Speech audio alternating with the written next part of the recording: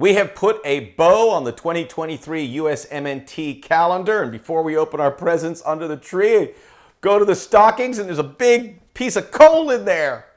I guess we weren't on our best behavior. I blame myself. Should have prayed more often. Should have been more generous. I'm sorry, folks. Yes, the United States wrap up 2023 with an eventful, incident-full, massively disappointing, unfortunately, way too close to home, deja vu, 2-1 defeat loss to Trinidad and Tobago. A bitter, bitter pill, which we could tell the story of, and normally I would be here and recap the game, but it's a little bit in our rearview mirror. And I'll touch on it a little bit, but I want to look at this game a little differently in some big picture items that we need to take towards 2024 and ask the question, are we better today than we were at the beginning of the year, right after the World Cup? Are we better today? You probably know the answer to that question. As we will dig into that here on the Soccer OG. Stay with the Soccer OG. We'll have a lot of videos coming out in a couple days. We'll have the Nations League recap once we know the identity of all the teams that will be there in Dallas, Fort Worth, North Texas in March. And that's the good news. The United States have qualified for the Nations League and the Copa America. So we're going to be critical, but they did the job, which is really the story of this team, right? They do the job, but they don't look good doing it. I don't know. I maybe we're too greedy. Maybe we want it all. But sometimes it doesn't have to be pretty. I understand it, but this is insane. Check out the Soccer OG podcast, where all podcasts are available. I had a chance, as I pointed out to you, to be in Austin to see the USMNT game. Was there with all the YouTubers, including Tactical Manager, who will be my guest this week on the podcast. We'll talk about this game. We will talk about Gregg Berhalter, Sergiño Dest, all the topics we'll hear, and we'll look towards 2024. We'll also ask the question, how do we serve our soccer audience better here in the U.S.? Because we're not doing a good job of it. We've got to get better. And of course, like and subscribe us here. And I spoke to Tactical Manager, and we all want the U.S. to do well, because if the U.S. does well, there's a bigger audience here, more people tune into Soccer OG, I get paid a little bit more, so does he. We want all of that. And it's just not happening there, because once again, these USA games go on and no one knows. Nobody cares. We're not breaking through on that level, and we're certainly not hitting the spots that we hope to do in this year, which hit a high point in June when they won the Nations League, convincingly blowing out Mexico, blowing out Canada, the arrival of Folarin Balogun. We said it was going to get better. July, the Gold Cup. It was a secondary roster. We missed out, losing in the semifinals. Panama, by the way, is looking like a powerhouse in CONCACAF. They surged into the Nations League semi. So you beat Costa Rica 3-0 away and then took care of business in the second leg. Then we had a September window, which was okay against Oman. Again, it didn't look pretty, but you got 2 wins. October. Good first half against Germany, and then we got railroaded, and then we bounced back against a Ghana team that looked uninterested, and then November here with the 2 games against Trinidad and Tobago. And that is where we will begin. So the U.S. obviously dealt a difficult card coming in, and I mean, this is one of the big topics. I think there's 3 or 4 takeaways from this game that I really want to focus in on, because I don't want to tell you about, hey, this was nice, this was a nice cross here. I don't think this is that kind of program. I took all the notes. I mean, there's tons of notes there from minute 0 to minute 90. But forget it. We've seen enough. So for this game in particular, and much was made about Gregg Berhalter's poor track record away. Really, historically, we've been so poor away. We don't play a lot of bad away. We don't play a lot of important away games or against top opponents. It's usually CONCACAF. But in this game, I look, you know me, I will err on the side. I give Gregg Berhalter the benefit of the doubt, but I'm going to be really critical of him here because he's in charge of all this. Whether it's his fault, his assistant's fault, whether it's the player's fault, it comes from him. He has got to create that culture, and we haven't seen that develop over 2023. But in this game, no Christian Pulisic, no Tim Weah, no Tyler Adams, a few other periphery players unavailable. Coming into this one, Weston McKennie, another pivotal player unavailable. So Adams, McKennie, Weah, and Pulisic, we can't compete without those guys. We can't. That is clearly evident. Then you had the list of players that weren't playing regularly, and I think that was something that came into play here. Chris Richards not playing regularly, didn't play in this window. Matt Turner not playing regularly, missed two important, should have made the two saves that the U.S. would have walked away from this game 1-0. And if that's the case, again, as unattractive as the game was, this video is completely different. They got down there, they got the win, they took care of business, even though it was against an inferior side. They got the victory. So that's part of it as well.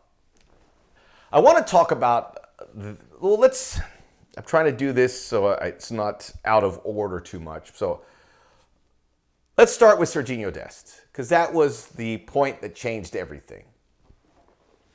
Sergiño Dest, and we saw everyone commenting on X, Twitter. You know what? I'm going to keep calling it Twitter until they block me, and then I'll just get off of Twitter once and for all.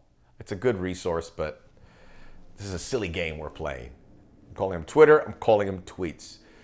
Sergiño Dest, the U.S. scored the goal from Anthony Robinson, who's been fantastic. I will say in the game last night, Anthony Robinson played well. Gio Reyna played well.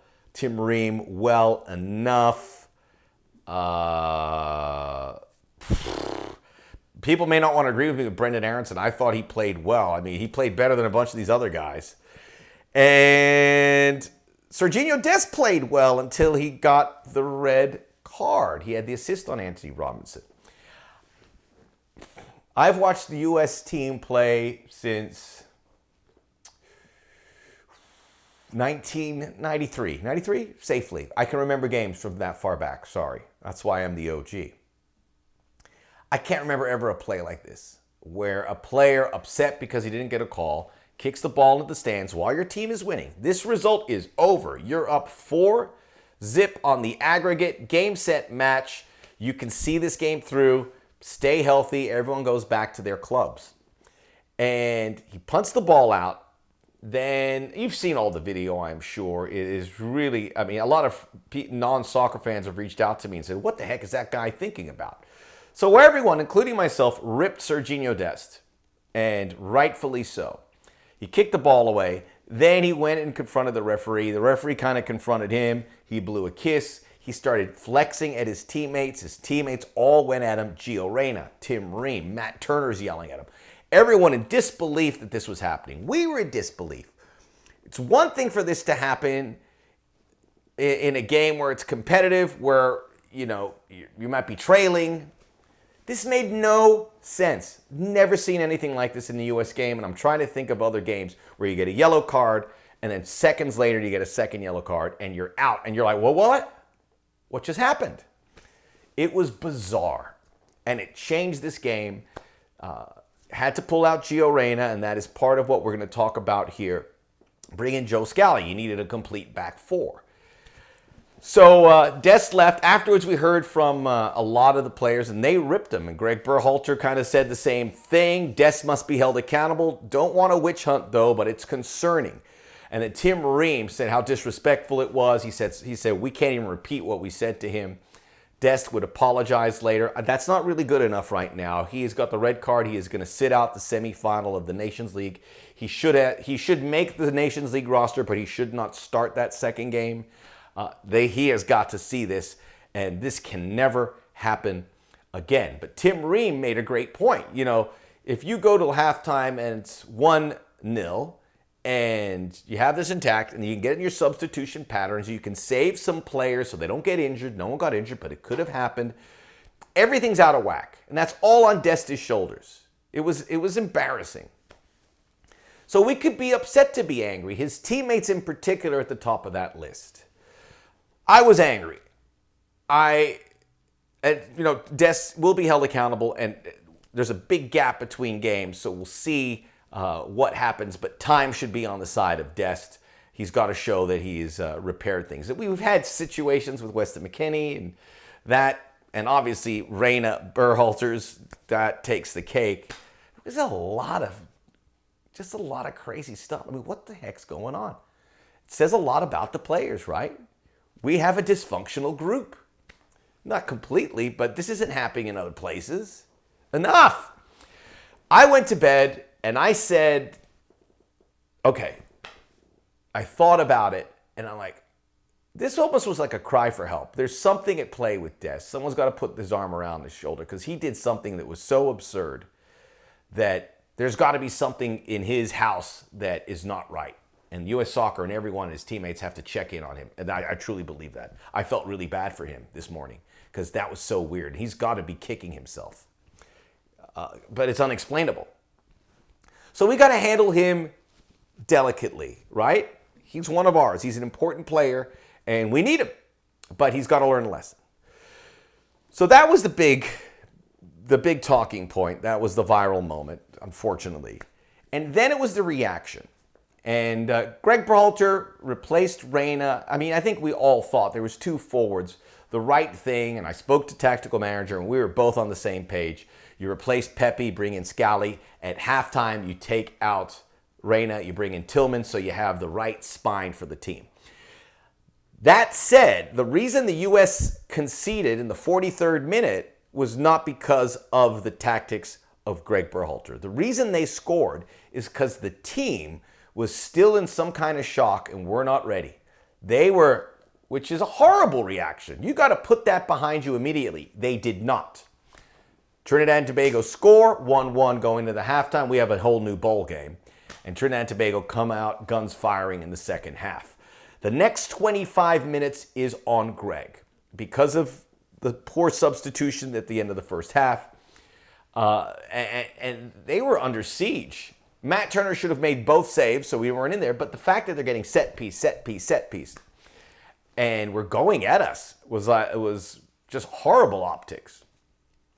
So that the adapting and that how you react to a tough situation is a bad reflection off of Gregg. You have to assume something like, as crazy as it was, you have to assume that something like that can happen.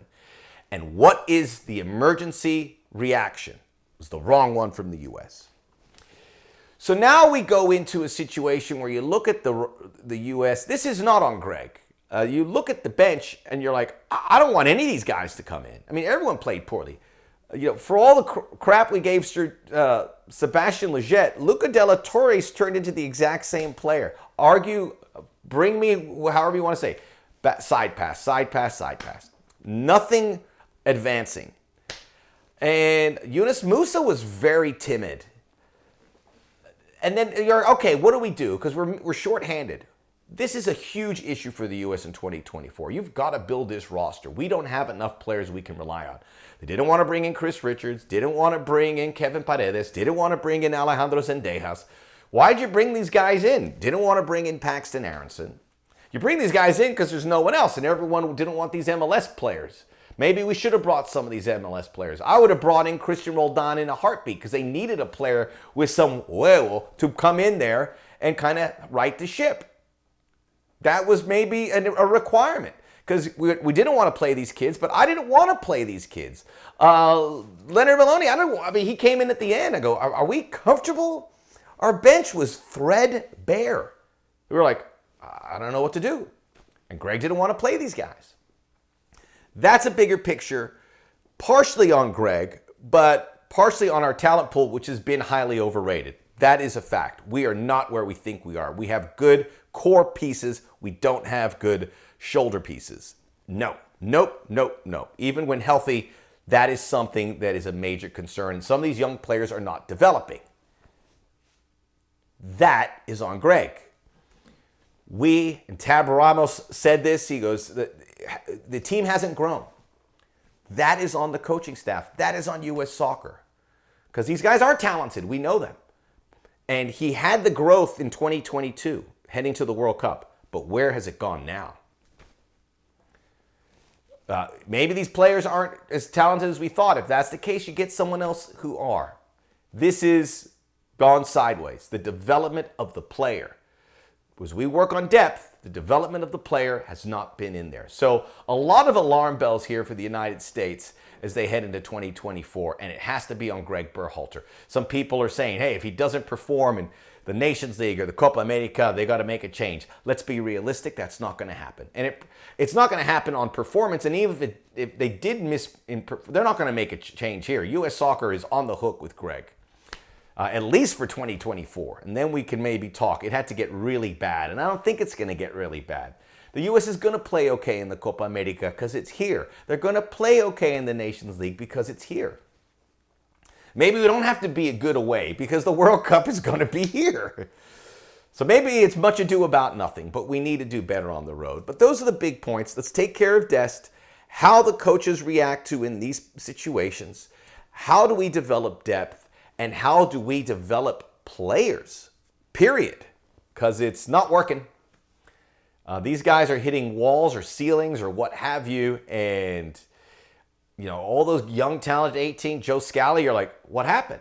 And, that's on Joe Scally and some Kevin Paredes. What happened? I don't trust any of these guys in these big spots right now. But who do we trust? It's a big question for the United States. And look, we can all feel pretty crummy, even though we hit our targets here. It's okay to feel crummy. But to answer the question I asked at the beginning, has the United States gotten better from the beginning of 2023 to the end of 2023? No. No, they have not. Big problem. And they need to get it right in 2024 for your sake and my sake and Filippo's sake and everyone's sake, so this soccer can be buoyant and getting into the bloodstream in the United States, because there's nowhere near it right now.